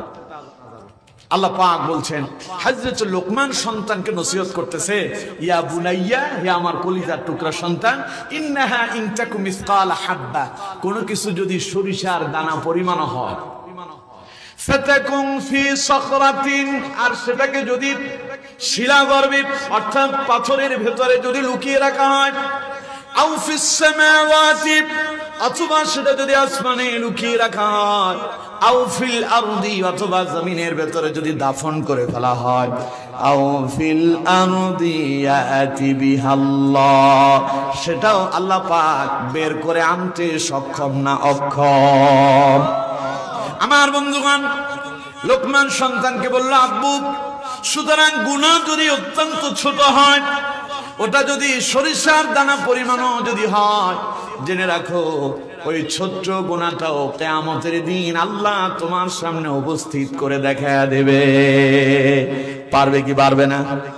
কোরআনুল কারীম থেকে শুনুন, আল্লাহ পাক বলছেন, ফামান ইয়ামাল মিসকালা দাররাতিন খায়রান ইয়ারা ওয়া মান ইয়ামাল মিসকালা দাররাতিন শাররান ইয়ারা। আল্লাহ পাক বলছেন, আমার বান্দারা, তোমরা যদি অনুবালি কণা পরিমাণ যদি কোনো ভালো কাজ করো, কিয়ামতের দিন আমি তা তোমাদেরকে দেখা দেব। আর যদি অনুবালি কণা পরিমাণ যদি কোনো মন্দ কাজ যদি করো, কিয়ামতের দিন আমি আল্লাহ তা তোমারে দেখাবো। আল্লাহ পারবে কি পারবে না? আরো জোরে বলেন, পারবে কি পারবে না? মানুষ এমন এমন অনেক অন্যায় অপরাধ করে যেটারে গুনাই মনে করে না। আছে না এরকম? ছোট ছোট গুনাহ করে যেটারে গুনাই করে না। একটা কথা মনে রাখবেন, ছোট থেকেই বড়। আমরা যখন দুনিয়া এসেছিলাম তখন কি আমাদের এরকম অবস্থা ছিল? খুবই ছোট্ট ছিলাম, কথা বলতে পারতাম না, হাঁটতে পারি নাই, চলতে পারি নাই, খেতে পারি নাই। মা খাওয়ায় দিলে খেয়েছি, না হইলে খাইতে পারি নাই। এই ছোট্ট থেকে যিনি আমাদেরকে বড় করেছেন তিনি কে? গুনাহটাও ছোট ছোট করতে করতে একসময় এটা কি হয়ে যাবে? বৃহৎ আকার হয়ে যাবে, বড় হয়ে যাবে। কিয়ামতের দিন মানুষ তার ছোট্ট গুনার জন্য আফসোস করবে। বলেছেন আল্লাহ। কে বলেছেন? আরো জোরে বলেন। দেখুন কোরআনে আল্লাহ পাক বলছেন, ওয়াউদিআল কিতাবু ফাতারাল মুজরিমিনা মুশফিকিনা মিম্মা ফীহি ويقولون يا ويلتنا ما لهذا الكتاب لا يغادر صغيرة ولا كبيرة إلا أحصاها ووجدوا ما عملوا حاضرا ولا يظلم ربك أحدا. পড়েন আল্লাহু আকবার। দেখুন আমার বন্ধুগণ, আল্লাহ পাক বলছেন, ওয়াউদিআল কিতাব, কিয়ামতের দিন মানুষের আমলনামা যখন কিতাব আকারে তাকে দেওয়া হবে, ফাতারাল মুজরিমিনা মুশফিকিনা মিম্মা ফীহি, নবী সেই দিন আপনি দেখতে পাবেন অনেকগুলো চেহারা আতঙ্কগ্রস্ত হয়ে গেল, ভীতস্ত হয়ে আছে, চেহারাগুলো মলিন হয়ে গেল, ওরা চিন্তায় পড়ে গেল, টেনশনে পড়ে গেল। আমলনামা যখন হাতে নিল, ওরা আমলনামা দেখে নিজের জীবনের ছোট ছোট আমলগুলো দেখে সেই দিন বলবে, ইয়া ওয়াইলাতানা মা লিহাযাল কিতাব, এই আবার কেমন কিতাব, লা ইউগাদিরু সাগীরাতান ওয়ালা কাবীরা, এটা তো এমন এক কিতাব, এটাতে দেখতে পাচ্ছি আমার জীবনের ছোট এবং বড় যত আমল করছি, গুনাহ যা করছি ছোট বড় সব কিছু এর ভিতরে লিপিবদ্ধ হয়ে গেল। ইল্লা আহসাহা, একটা কথাও তো বাদ যায় নাই। আল্লাহ পাক বলছেন, ওয়া ওয়াজাদু মা আমিলু হাদিরা, সে কিয়ামতের দিন আল্লাহ আপনার সমস্ত কৃতকর্মগুলো আপনার সামনে উপস্থিত করে দেখা দেবেন। সুতরাং আমার বন্ধুগণ, আপনি যে চায়ের দোকানে বসে সিনেমা দেখতেছেন ওটা আল্লাহ দেখে না? কথা কয় না? আপনি যে ইসলামের বিরুদ্ধে গালি দেন তা মনে হয় আল্লাহ দেখে না? যা করতেছেন সব যিনি দেখছেন তিনি কে? এরপরে আবার ওগুলোকে লিপিবদ্ধ করার জন্য ডান কাঁধে একজন আর বাম কাঁধে একজন ফেরেশতা যিনি নিয়োজিত করলেন তিনি কে? আল্লাহ পাক বলছেন, ওয়া ইন্না আলাইকুম লাহাফিযিন কিরামান কাতিবিনা ইয়ালামুনা মা তাফআলুন আল্লাহ রাব্বুল আলামিন বলছেন, আমার বান্দারা, তোমাদেরকে পর্যবেক্ষণ করার জন্য দুইজন প্রহরী আমি তোমাদের পেছনে নিযুক্ত করে দিয়েছি। জীবনে যা করতেছো সব তারা লিপিবদ্ধ করে ফেলছে। সুতরাং তোমার জীবনের ছোট আর বড় সব আমলগুলো কিয়ামতের দিন তোমার অন্যায় অপরাধ, ভালো কাজ আর মন্দ কাজ সব যিনি দেখাবেন তিনি কে? লুকমান তার সন্তানকে নসিহত করছেন আর বলছেন, আমার আব্বু শোনো, গুনাহ যত ছোটই হোক না কেন, ইন্নাহা ইন তাকু মিসকালা হাব্বা, ওটা যদি সরিষার দানা পরিমাণও যদি হয়, আর সেটাকে যদি ফাতাকুম ফি সাখরাতিন, যদি পাথরের ভিতরে রেখে দেওয়া হয়, আও ফিস সামাওয়াতি, যদি আসমানে লুকিয়ে রাখা হয়, আও ফিল আরদি, অথবা যদি জমিনের ভিতরে দাফন করে দেওয়া হয়, ইয়াতি বিহাল্লাহ, সেটাও আল্লাহ পাক বের করে আনতে সক্ষম। সুতরাং আমার আব্বু, ভুলেও ছোট্ট গুনাহ তুমি করবা না। এই ছোট্ট গুনাহ আমরা করি কি করি না? এখন কি করব না ছাড়বো? আরো জোরে বলেন, করব না ছাড়বো? আমার দেশে অনেকে দেখবেন বিড়ি খায়, বিড়ি সিগারেট খায়, এটা মাকরু বলে না, ও তো জানেই না ও যে হারাম খাচ্ছে। সিগারেটের গায়ে কি লেখা আছে? ধূমপান মৃত্যুর কারণ লেখা আছে না? সিগারেটের গায়ে লেখা আছে ধূমপান কি মৃত্যুর কারণ। আচ্ছা কম তো, বিষ খাইলে মানুষ মরে না বেঁচে থাকে? সিগারেট খাইলেও মানুষ মরে না বেঁচে থাকে? আপনি যখন বিষ খাবেন ওটাকে আস্তে আস্তে কাজ করবে না দ্রুত কাজ করবে? আর সিগারেটটা আস্তে আস্তে করে, আস্তে আস্তে আপনার কলিজাটা পুড়ে যাবে, আপনার ফুসফুস পুড়ে যাবে, নষ্ট হয়ে যাবে, ক্যান্সার হবে, এরপরে আপনার মৃত্যু হবে। ওই মৃত্যুটা যদি সিগারেটের কারণে হয় তাইলে আত্মহত্যা হলো। কথা বুঝতে পারছেন? আপনি তো মনে করছেন ছোট্ট না, এটা মাকরু। কে বলছে মাকরু? ওর গায়ে লিখে আছে এটা মৃত্যু ঘটায়, তার মানে এটা বিষ। বিষ খায়া যদি কেউ মরে, আত্মহত্যা করে, ও জান্নাতি না জাহান্নামী? তাহলে এখন সিগারেট খায়া যদি মরেন, ওটা জান্নাতি হবে না জাহান্নামী হবে? সুতরাং আমার বন্ধুগণ, যদি আপনি এটার ছোট মনে করতেছেন, আল্লাহ পাক বলছেন এটাকে ছোট মনে করো না। ছোট থেকে এটা একদিন হবে বড়, যা তোমার ফুসফুস, তোমার হৃৎপিণ্ড, তোমার কলিজাটারে শেষ করবে। ক্যান্সারে আক্রান্ত হয়ে তুমি মৃত্যুবরণ করবা, আর তুমি তখন জাহান্নামের যাত্রী হয়ে যাবে। এর জন্য আমার বন্ধুগণ, ছোট্ট গুনাহ আমরা করব। আরো জোরে বলেন, করব। নবীজি হযরত আয়েশাকে বলছেন, আয়েশা রাসূলুল্লাহর প্রিয়তমা স্ত্রী হযরত আয়েশা সিদ্দিকা রাদিয়াল্লাহু তাআলা আনহা, রাসূলুল্লাহ খুব ভালোবাসতেন মা আয়েশাকে। মা আয়েশাকে নবীজি বললেন, আয়েশা শোনো, খবরদার জীবনে ছোট্ট গুনাহ করবা না। কারণ তুমি কি জানো, ওই ছোট্ট গুনার জন্য কিয়ামতের দিন আল্লাহর কাছে জবাবদিহি করতে হবে। এই ওয়াজ রাসূলুল্লাহ কারে করতেছেন? নিজের স্ত্রীকে। কাকে করতেছেন? নিজের স্ত্রীকে। এবার চিন্তা করেন তো, চাইলে এই ওয়াজটা আমাদের জন্য কম দরকার না বেশি দরকার? তাইলে আমরা কি ছোট গুনাহ করব? বড়টা তো করবই না, ছোটটাও আল্লাহ আমাদেরকে কবুল করুন, বলুন আমিন। ছোট গুনাহ থেকে আল্লাহ আমাদেরকে হেফাজত করুন, আমরা পড়ি আমিন। আমি বুঝতে পারছি আপনারা অধৈর্য হচ্ছেন, আর বেশি সময় নেব না। এবার একটা না চলবে, একটা না, মানে এখন প্রতি বলে বলে সক্কা নাকি? এখন আর কোনো ঠেকানি মেকানি নাই, হ্যাঁ? এখন আর সিঙ্গেল হবে না, এখন কি হবে? বলে বলে সক্কা। দেখুন তাহলে দুইটা গেল, 3 নাম্বারটা শুনেন। আল্লাহ রাব্বুল আলামিন হযরত লোকমানের তৃতীয় নসিহত সম্পর্কে বলছেন। লোকমান এবার তার সন্তানকে একসাথে 4টা নসিহত করলেন। কয়টা? বলে বলে সক্কা। এখন একসাথে 6টা নসিহত, 4টা নসিহত একসাথে করলেন। লোকমান এবার তার সন্তানকে বললেন, ইয়া বুনাইয়া, প্রতিবার ডাক দিচ্ছেন আমার কলিজার টুকরা সন্তান, আব্বু শোনো, আকিমিস সালাহ, আমার আব্বু তুমি নামাজ কায়েম করো, ওয়া আমুর বিল মারুফ, আর সৎ কাজের আদেশ দাও, ওয়ানহা আনিল মুনকার, সৎ কাজে বাধা দাও, ওয়াসবির আলা মা আসাবাক, আর বিপদে মুসিবতে ধৈর্য ধারণ করো। পড়েন আল্লাহু আকবার। কি সুন্দর কথা। আপনি নামাজে যান, ছেলে আপনার নামাজ পড়েন, আপনি নামাজের কথা বলেন না। আপনি রোজা রাখেন, কিন্তু ছেলে আপনার বড় হয়েছে, কয়েছে না ওর শরীর খারাপ হবে, ও রোজা রাখা দরকার নাই। এরকম আছে না বাপ মা?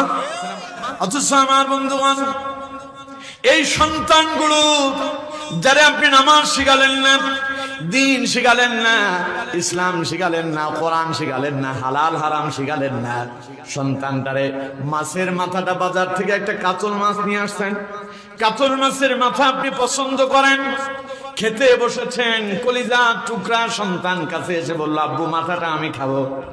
আপনার আর খাওয়ার শক্তি আছে নাকি? কথা বলেন না, কেন আছে? আমার বন্ধুগণ, আমাদের পছন্দনীয় কিছু খাবার আছে, এই খাবারগুলো যখন আমরা খেতে বসি, সন্তানরা যদি সেটা খেতে চায়, মা বাবা সন্তানের মুখে তুলে দেয়। চিন্তা করেন আমার বন্ধুগণ, কত আদরের সন্তান, নিজে না খায় তারে খাওয়ালেন, নিজে না পড়ে তারে পড়ালেন। ঈদ এলো যখন, সন্তানকে মার্কেটিং করে দিতে হবে, জুতা কিনে দিতে হবে, জামা কিনে দিতে হবে, পাঞ্জাবি কিনে দিতে হবে, সবার মার্কেটিং হয়, একজনের মার্কেটিং বাকি থেকে যায়, তার নাম হলো বাবা। ঠিক না? স্ত্রীর জন্য মার্কেটিং হয়েছে, ছেলের জন্য হয়েছে, মেয়ের জন্য হয়েছে, মায়ের জন্য হয়েছে, ভাইয়ের জন্য হয়েছে, সবার জন্য মার্কেটিং করে নিজের জন্য যিনি মার্কেটিং করতে পারেন না, তার নাম হলো বাবা। ঠিক না? এই বাবা যখন হারিয়ে যাবে তখন বুঝতে পারবেন আসলে বাবাটা কি। আমার বন্ধুগণ, ছোট্ট একটা শর্ট ফিল্ম দেখেছিলাম ফেসবুকে, ঈদ উপলক্ষে ছেলে তার বাবার কাছে এসে বলল আব্বা আমাকে এক জোড়া ক্যাশ কিনে দিতে হবে। আব্বা বলল চলো। মাস শেষে বেতন পেয়েছেন, আব্বা চাকরি করেন, তেমন বেতন পান না, সবার জন্য মার্কেটিং করেছেন, মনে মনে ভেবেছেন ছেলের জন্য জুতা কিনবেন, পাশাপাশি নিজের জন্য এক জোড়া জুতা কিনতে যাবেন। ছেলেকে মার্কেটে নিয়ে যাওয়া হলো, ছেলে এমন এক জোড়া জুতা পছন্দ করলো, জুতার দাম হলো 1800 টাকা, বাবার বেতন হলো 2000 টাকা। বেতন কত? জুতার দাম কত? বাপ বেতন পালো 2000, ছেলে জুতা পছন্দ করলো 1800 টাকা। বাবা তার সন্তানকে বললো আব্বু এটা না আরেকটা দেখো। ছেলে বলতেছে আমার বন্ধু এই জুতা কিনছে, আমার ওইটাই কিনা লাগবে, তুমি আমার এটা কিনে দাও। আব্বা জুতা কিনে দেয়, নিজের পায়ের জুতার দিকে তাকায়া জুতাগুলোকে বারবার তিনি লুকায় ফেলতেছেন। দোকানদার বলল চাচা আপনার জন্য এক জোড়া নিয়ে নেন। তখন বাবা বলতেছে অসুবিধা নাই, আমার এগুলোকে নতুন করে মুসির কাছে নিয়ে একটু পালিশ করে নেবনি, তাতেই হয়ে যাবে। এর নাম আব্বা। এর নাম কি? আরো জোরে বলেন, এর নাম কি? এটার চিনবা তখন, হারাবা যখন। যে হারিয়েছে সে জানে। আমার দেশে একখান কথা আছে, দাঁত থাকতে দাঁতের মর্ম বোঝা যায় না, দাঁত যখন হারিয়ে যায় তখন বোঝা যায়। এই যে কলিজার টুকরা সন্তানটাকে নিজে নতুন কাপড় না কিনে, নতুন পোশাক না কিনে সন্তানটারে নতুন পোশাক কিনে দিলেন, মাছের মাথাটা নিজে না খেয়ে সন্তানকে দিলেন। এই সন্তানকে যদি কোরআন না শেখান, দিন না শেখান, ইসলাম না শেখান, নামাজ না শেখান, এই সন্তান কিয়ামতের দিন আপনি বাবার বিরুদ্ধে আল্লাহর আদালতে মামলা দায়ের করবে। কথা আমার না আল্লাহ? আরো জোরে বলেন আমার না আল্লাহ? আমার বন্ধুগণ, সূরা হামিমের সাজদায় আল্লাহ পাক বলছেন ربنا أرنا الذين أضلانا من الجن والإنس نجعلهما تحت أقدامنا ليكونا من الأسفلين। আল্লাহ পাক বলছেন কিয়ামতের দিন মানুষগুলো যখন বিপদে পড়বে তখন আল্লাহকে ডেকে বলবে আল্লাহ কার কারণে আমি পথভ্রষ্ট হলাম? আমার আব্বা আম্মা তো আমার নামাজ শিখায় নাই, দিন শিখায় নাই, ইসলাম শিখায় নাই, ওদেরকে আমার কাছে নিয়ে আসো। আদাল্লানা মিনাল জিন্নি ওয়াল ইনস নাজআলহুমা তাহতা আকদামিনা লিয়াকুনা মিনাল আসফালিন। আমি এমনি এমনি জাহান্নামে যাব না, যাওয়ার সময় তাদের কাঁধের উপরে ভর দিয়া তাদেরকে পাড়াইয়া পিছাইয়া তারপরেই জাহান্নামে যাব। বলেন নাউযুবিল্লাহ। এই জন্য সন্তানের নামাজ শেখানোর দরকার আছে না নাই? কোরআন শেখানোর দরকার আছে না নাই?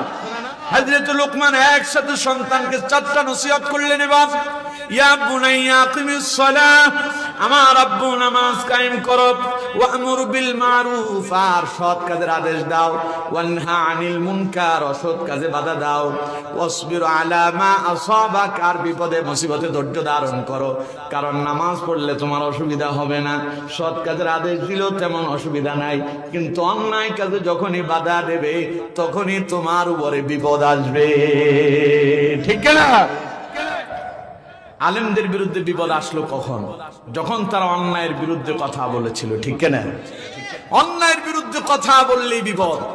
এই জন্য হযরত লোকমান সন্তানকে এবার 4 নম্বর নসিহতটা করলেন, ওয়াসবির আলা মা আসাবাক, এই বিপদ আর মুসিবতে হতাশ হওয়া যাবে না, ধৈর্য ধারণ করতে হবে, ইস্তেকামত থাকতে হবে, সবর করতে হবে। পড়েন সুবহানাল্লাহ।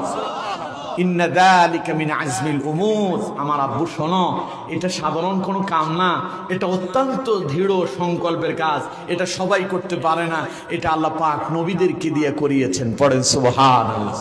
সুতরাং আমার বন্ধুগণ, বিপদ আর মুসিবত যখন আসবে হতাশ হওয়া যাবে না, ধৈর্য ধারণ করতে হবে। ধৈর্যের ফল তিক্ত হয় না মিষ্টি হয়? আরো জোরে বলেন, তিক্ত না মিষ্টি? দেখেন না 16 বছরে কি নির্যাতন চলছে, লোকজন কয় যে দেয়ালে পিঠ ঠেকে গেছে, আল্লাহ কয় কি পিঠ ঠেকছে, একটু পরে আমি পিঠটারে ধাক্কা দিয়ে সোজা করে দিব। সুবহানাল্লাহ। একটু ধৈর্য ধারণ করো। আমরা যখন ধৈর্য ধারণ করলাম, আল্লাহর কাছে সাহায্য চাইলাম, সাহায্য করেছেন কে? আপনারা অনেকে মনে করতেছেন ছাত্ররা কামটা করছেন, না, ছাত্রদের বাপেরা পারে নাই। ছাত্রদের বাপ বুঝেন? বিএনপি চেষ্টা করছে, পারে নাই। জামাত ইসলাম সে চেয়েছিল, পারে নাই। হেফাজতে ইসলাম চেয়েছে, পারে নাই। চরমনায় চেয়েছিল, পারে নাই। সবাই যার যার জায়গা থেকে আবার সকলে ঐক্যবদ্ধ হয়ে চেষ্টা করেছিল, পারে নাই। ছাত্ররা রাজনীতি জানে না, এরা কেমনে পারলো? আসলে ওরা পারে নাই, ওদেরকে দিয়ে আল্লাহ কামটা করাইছে। আরো আসতে কম, কারণ আল্লাহ পাক বড় বড় বাহিনীদেরকে পৃথিবী থেকে নাস্তানাবুদ করার জন্য ক্ষুদ্র বাহিনী ব্যবহার করেছেন। সুবহানাল্লাহ বলে। নমরুদ খুব প্রভাবশালী ছিল না? আল্লাহরে হত্যা করার জন্য আসমানে তীর নিক্ষেপ করছে। ওই নমরুদের আল্লাহ মারার জন্য আসমান থেকে তীর পাঠাইছে, কামান, গোলা বারুদ। কি পাঠাইছিল? মশা একটা মনে হয় কয়েক মন হবে, বাঘের মতো দেখতে, মহিষের মতো হবে, হাতির মতো। তাও মশা যে কোনটা?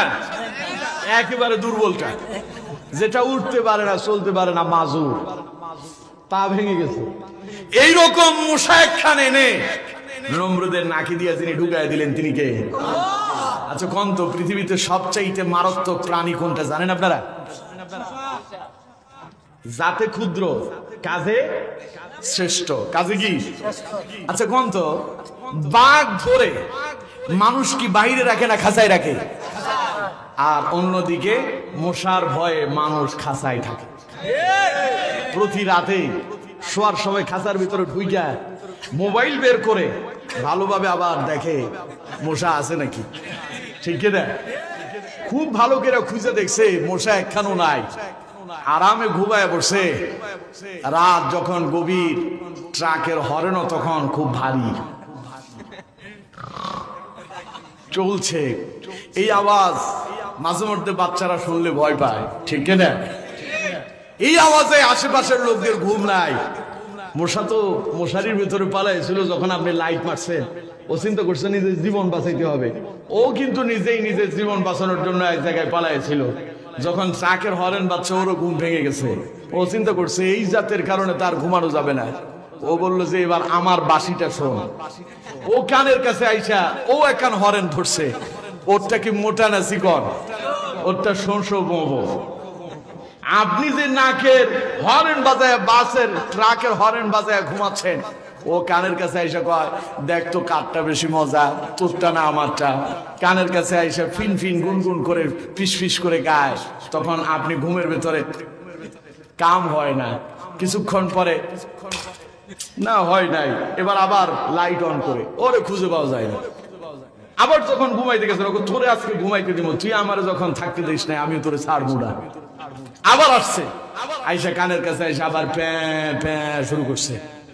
এখন যেই লোকেরা এইভাবে ডিস্টার্ব করতেছে, ও চিন্তা করতেছে এটার এইভাবে হবে না, হাতটা সেট করতেছে আস্তে আস্তে, একটু পরে মারবেনি।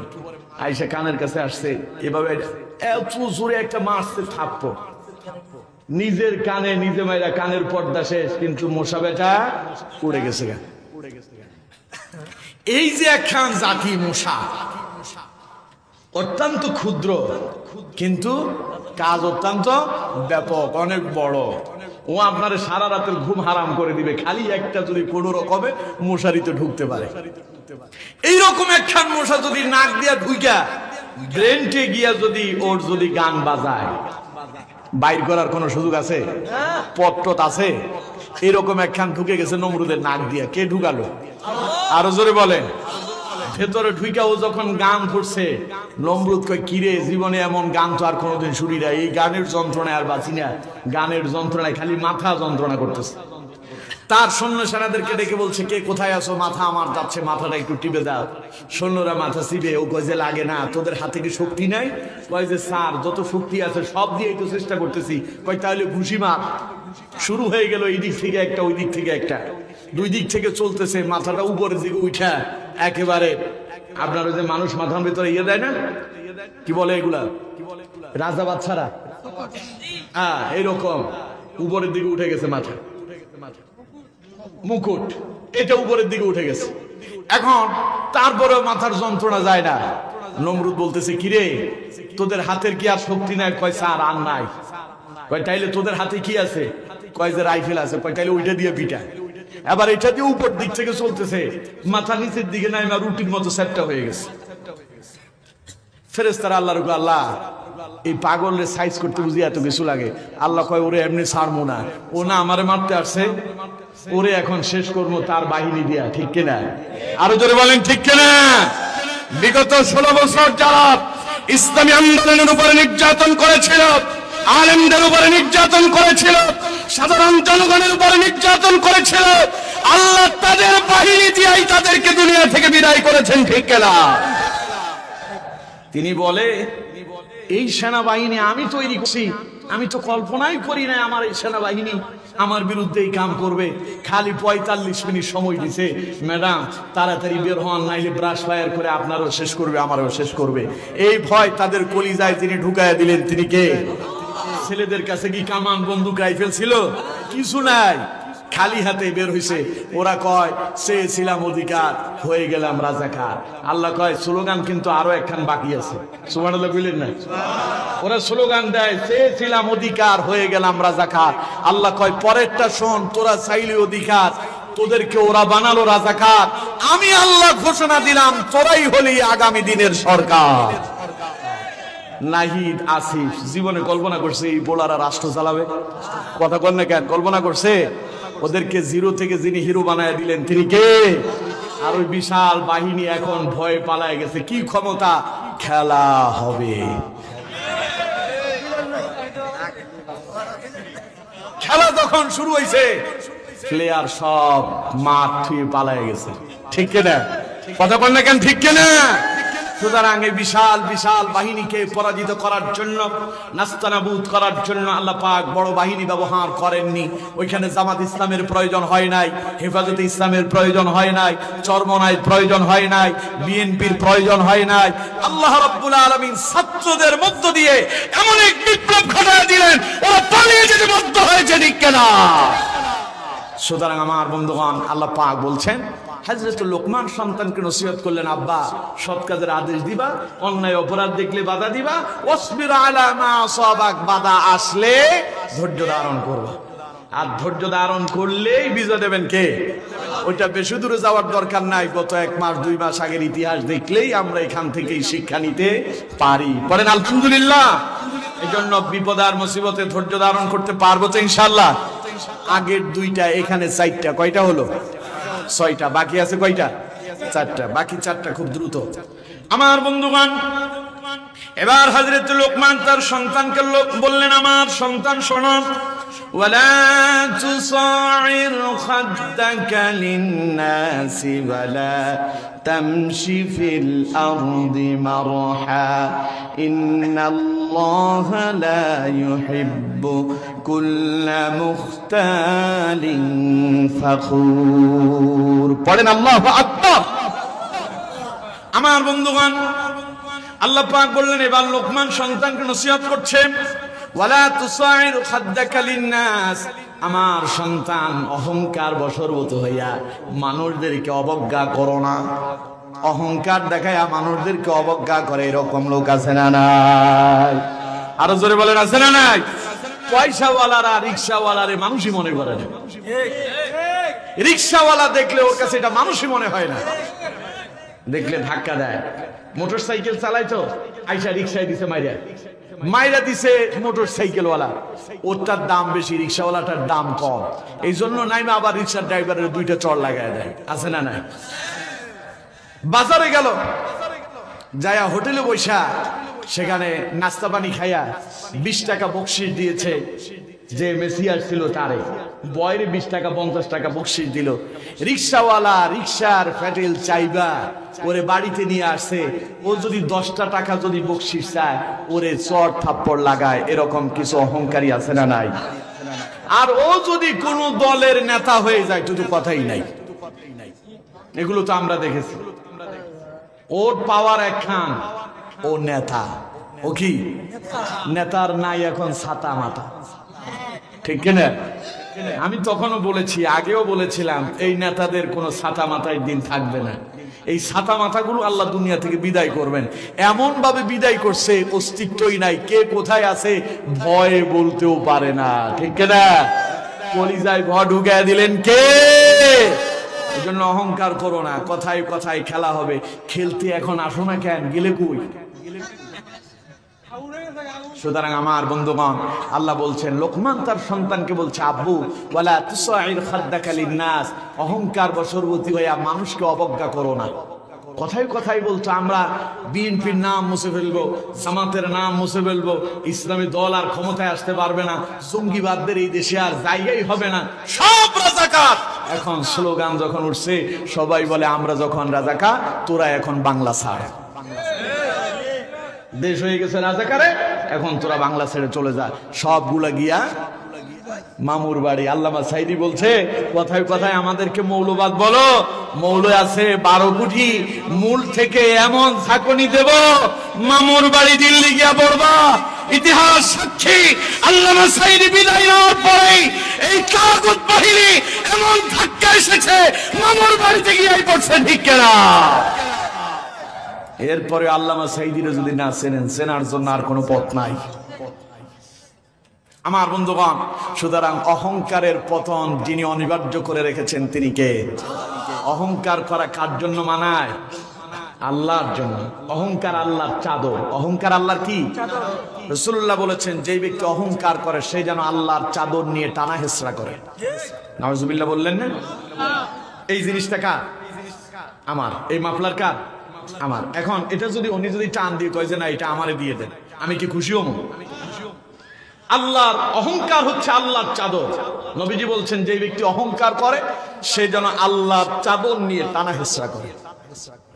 বোঝানোর আর কোনো কিছু দরকার আছে? তাহলে অহংকার করবেন, বিনয়ী হবেন। বিনয়ীদেরকে পছন্দ করেন, ভালোবাসেন যিনি তিনি কে? আর অহংকারীদেরকে অপছন্দ করেন যিনি তিনি কে?